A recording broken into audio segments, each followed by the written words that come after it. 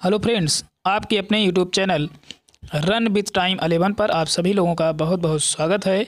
दोस्तों, हिंदी के 16 अति महत्वपूर्ण प्रश्न हम लेकर के आए हैं, जो कि यूपी ट्रिपल एससी पेट एग्ज़ाम के लिए भी बहुत ही महत्वपूर्ण है और भी जो प्रतियोगी परीक्षा हैं, जो भी वनडे एग्ज़ाम है, उन सब के लिए भी ये बहुत ही महत्वपूर्ण और सेलेक्टेड जो है क्वेश्चन लिए गए हैं। तो आइए हिंदी के इन 16 अति महत्वपूर्ण प्रश्नों को हम लोग देखते हैं। तो इसमें हमने सबसे पहले जो है पहला क्वेश्चन जो लिया हुआ है वो है कि पूछा जा रहा है कि जो पहले कभी ना हुआ हो उसे आप क्या कहेंगे। तो यहाँ पे दूसरा वाला विकल्प यानी बी वाला विकल्प सही हो जाएगा। इसे कहेंगे अभूतपूर्व। आइए इसी क्रम में आगे बढ़ते हैं और दूसरे क्वेश्चन की तरफ चलते हैं। दूसरा हमारा क्वेश्चन है, इसमें पूछा जा रहा है कि मौन का विलोम शब्द क्या है। तो यहाँ पे ए वाला विकल्प सही हो जाएगा, यानी मौन का विलोम जो होता है वो होता है मुखर। दोस्तों, ये वीडियो आप लोगों को अच्छा लगे तो अधिक से अधिक लाइक और सब्सक्राइब करना ना भूलिएगा और आप अपनी राय कमेंट बॉक्स में भी दे सकते हैं। आइए आगे बढ़ते हैं। आगे पूछा जा रहा है दोस्तों इसमें कि गरिमा का विलोम है, यानी गरिमा का विलोम क्या है। तो यहाँ पे बी वाला विकल्प सही हो जाएगा दोस्तों, यानी लघिमा। दोस्तों, यहाँ जो है हम चारों विकल्प जो है आंसर नहीं बताएंगे इसमें, क्योंकि जो वीडियो होता है वो काफ़ी लंबा बन जाता है, इसीलिए इसका हम डायरेक्ट उत्तर ही बताते चलेंगे। आइए इसी क्रम में आगे बढ़ते हैं और अगला नंबर देखेंगे। अगला नंबर इसमें पूछा जा रहा है कि अनाथ का विलोम शब्द क्या है।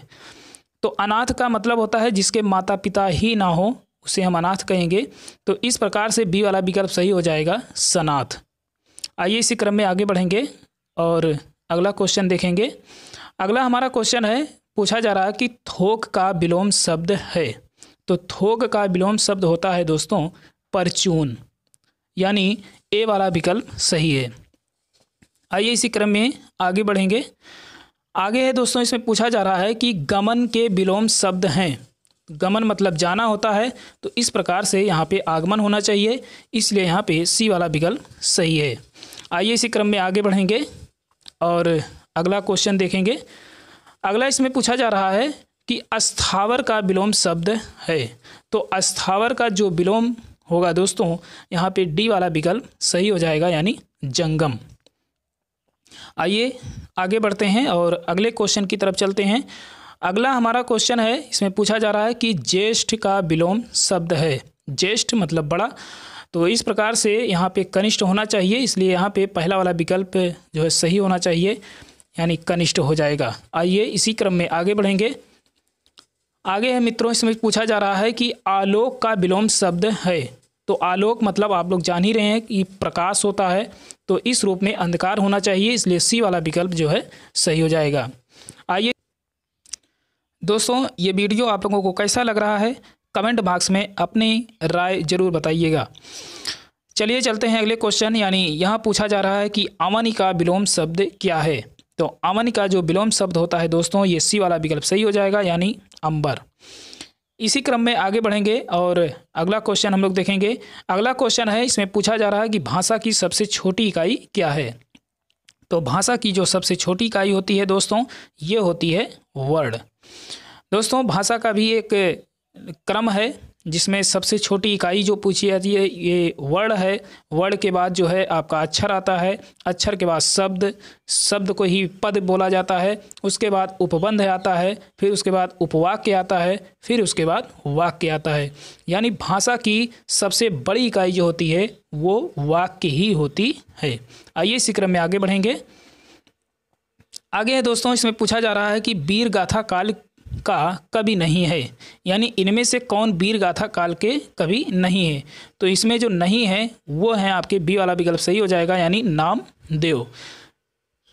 चंद्रबरदाई जो है ये वीर गाथा काल के प्रथम कवि माने जाते हैं। याद रखिएगा, ये भी पूछा गया प्रश्न है कि जो चंद्रबरदाई हैं ये वीर गाथा काल के प्रथम कवि हैं। लेकिन यहाँ जो प्रश्न पूछा जा रहा है उसमें दूसरा वाला विकल्प ही सही होगा। आइए इसी क्रम में आगे बढ़ेंगे और इसमें पूछा जा रहा है कि निम्न में से कौन सा घोष वर्ण है। तो घोष वर्ण का जो ट्रिक है दोस्तों वह है तीसरा, चौथा और पांचवा वर्ण, यानी हर वर्ग का तीसरा, चौथा और पांचवा वर्ण इसमें लिया जाता है प्लस अंतस्थ जो व्यंजन है यानी या, र, ला, वा भी इसमें आते हैं, प्लस 11 जो स्वर हैं वो भी इसमें शामिल हैं। तो इस तरह हम लोग डायरेक्ट उत्तर पर ही चलते हैं और इसमें देखते हैं पांचवा वर्ड इसमें कौन सा है या इसमें तीसरा चौथा कौन मिल रहा है। तो इसमें देख रहे हैं माँ जो शब्द है यानी सी वाला विकल्प यहाँ सही हो जाएगा। दोस्तों हम पहले से बता दे रहे हैं कि माँ है। अब हम लोग देख लेते हैं कि कैसे माँ सही है। हमने अभी बताया कि इसमें हर वर्ग का तीसरा चौथा और पांचवा वर्ड लिया जाता है। तो आइए देख लेते हैं उसको हम लोग। तो इसमें हम लोग पा को अगर पा वर्ग को चलाएंगे तो इसमें पा, फिर है आपका फा, फिर है बा, फिर आता है भा, फिर आता है माँ। तो इस तरह से है। तो देखिए पांचवा वर्ड मिल रहा है कि नहीं, यानी माँ जो है पांचवा वर्ड है। देखिए इसमें पा पहला है, फिर फा दूसरा है, फिर बा तीसरा है, भा चौथा है, लेकिन माँ जो है पांचवा। हमने अभी बताया कि हर वर्ग का तीसरा चौथा और पांचवा वर्ड इस घोष वर्ड में लिया जाता है। अगर हम खा को देखेंगे तो का, खा जो है ये दूसरे नंबर पे आ रहा है, इसलिए यहाँ पे ये गलत हो जाएगा। अब यहाँ पे चा को देखेंगे तो चा वर्ग में चा, छा यानी चा जो है पहले पे आ रहा है, इसलिए यहाँ ये भी गलत हो जाएगा, ये भी गलत है। माँ, पा, फा, बा, भा, मा यानी पांचवा अक्षर मिल रहा है, यहाँ पे सी वाला विकल्प सही है। ठा को देखेंगे तो टा, ठा यानी दूसरे नंबर पे आ रहा है, इसलिए यहाँ ये भी गलत है। आइए आगे बढ़ते हैं और अगला क्वेश्चन हम लोग देखेंगे। अगला इसमें क्वेश्चन जो पूछा जा रहा है कि दो वर्णों के मेल से होने वाले विकार को क्या कहते हैं। यानी दो वर्णों के मेल से कोई नया शब्द बन जाए तो उनको हम क्या कहेंगे। तो उनको हम कहेंगे संधि, यानी ए वाला विकल्प सही है। लेकिन मित्रों अगर यहाँ दो शब्दों के मेल से बन जाए तब क्या होगा, तो यहाँ पे हो जाएगा समास, यानी ये वाला यानी बी वाला विकल्प सही हो जाएगा। लेकिन यहाँ वर्ण पूछा जा रहा है, इसलिए पहला वाला ही विकल्प सही होगा। ये आगे बढ़ते हैं हम लोग। कहा जा रहा है मित्रों कि इनमें से स्वर संधि का उदाहरण है। तो इनमें से जो स्वर संधि का उदाहरण है यह है डी वाला विकल्प यहाँ सही हो जाएगा, यानी पवन। पो धन अन बराबर पवन होता है और यह अयाधि संधि का उदाहरण है, और जो अयाधि संधि है वो स्वर संधि का उदाहरण होता है।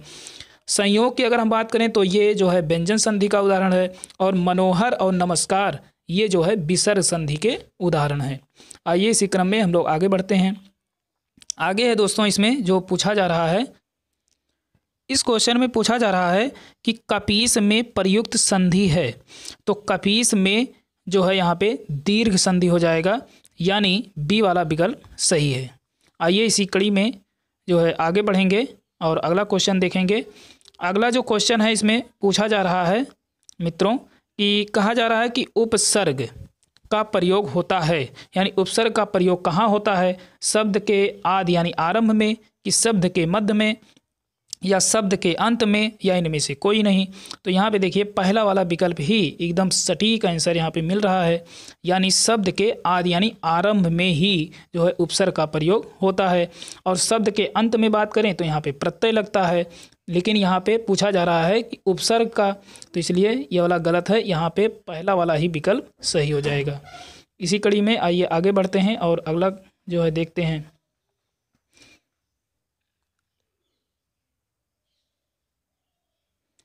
अगला इसमें पूछा जा रहा है कि निम्नलिखित में कौन यौगिक शब्द हैं। अब देखिए दोस्तों यहाँ पे यौगिक का मतलब होता है दो शब्दों के मेल से बने जो शब्द होते हैं उन्हीं को हम यौगिक शब्द कहते हैं।